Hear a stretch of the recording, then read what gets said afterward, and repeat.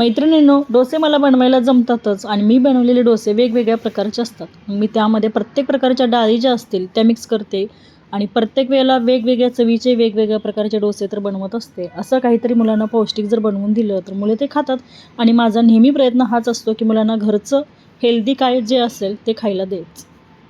हा डोसा बनवत असताना प्रत्येक घरामध्ये जी शिल्लक असेल ती डाळीचा उपयोग करून बनवलेला हा डोसा आहे मैत्रिणींनो. तितका छान असा क्रिस्पी झालेला आणि डोसे तव्याला न चिकटणारे. तवा वापरलेला जो आहे तो भिडाचा तवा आहे आणि खूप वर्षापूर्वीचा जुना सासूबाईंचा तवा आहे आणि त्यावरती बघा तव्याला न चिकटणारे छान असे कुरकुरी डोसे मला बनवायला येतात. आता 50% तव्यामुळे जमले असतील आणि 50% माझ्या हातच्या चवीमुळे छान असे जमले असतील. डोसा तर छान झालेला, मुलांना तो खोबऱ्याच्या चटणीसोबत खायला दिला. अर्थसंकल्पामध्ये मांडलेलं बजेट मावशीला काही पटलं नाही, मावशीने सुट्टी घेतली. मावशी आल्या नाहीत, माझी जबाबदारी होती तेवढी छान अशी भांडी घासून घेतली आणि रात्रीच्या वेळेला किचन असं स्वच्छ केलं. आता म्हटलं कंटाळा आलाय, कामं तर सगळी झालेली, परंतु सकाळच्या डब्याला काय बनवायचा हा प्रश्न.